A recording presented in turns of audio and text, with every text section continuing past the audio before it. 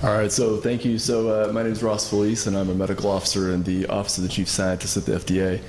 I'm trained as a physician and have some computer science and informatics training, so that's sort of where I'm coming from.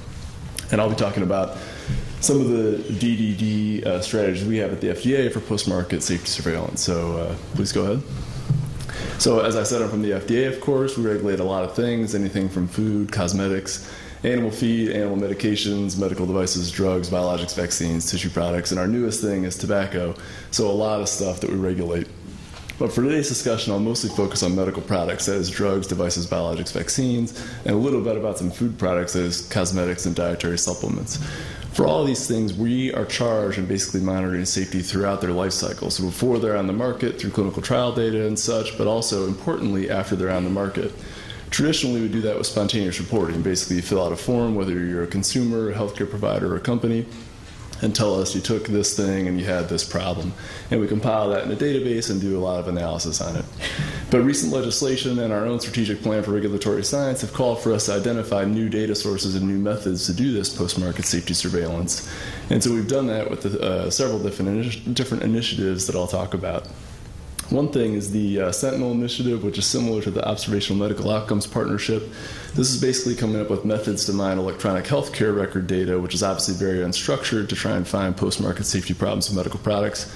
And we actually have access to about 100 million patient records right now that we are mining for that purpose. Another thing is just to make spontaneous reporting easier. The spontaneous reports we get are vastly underreported, so doing things like developing mobile applications so it's just easier for people to report is one way we're trying to get the active surveillance or active participation to increase. And I certainly don't have to tell this crowd, but there's a lot of people online and a lot of people talking about health and the medical products they're taking, so we believe this data source is very rich to try and identify potential post-market safety signals.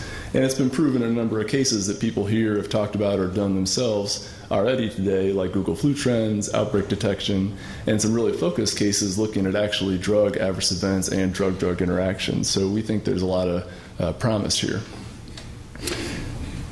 And in fact, over the last year, we built a platform to try and do just this. So we've been gathering data from a few different sources, Twitter, Facebook, and the web, and we're hoping potentially to look at some search logs. Oh, my slides came out a little funny on this view. Anyways, and we've been collecting data and trying to take a look at that to see how much value there could be there.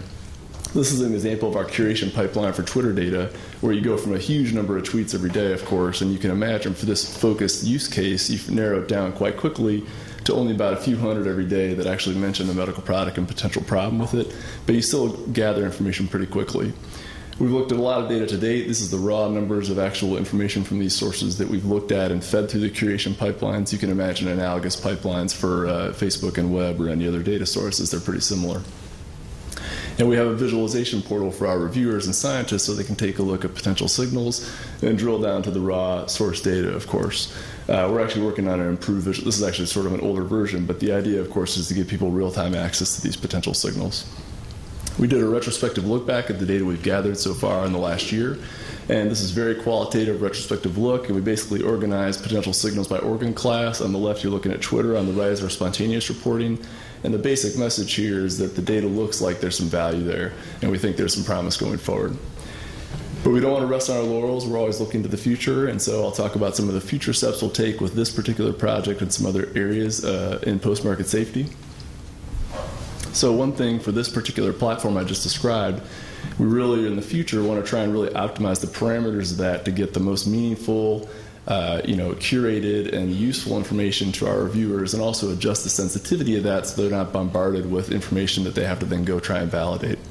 We don't want to fall victim to hindsight bias. We did a very subjective look back over the data we collected so far, but we're going to try and move forward over the next year with a real focused cohort of medical products to do a more controlled and objective prospective study at those signals.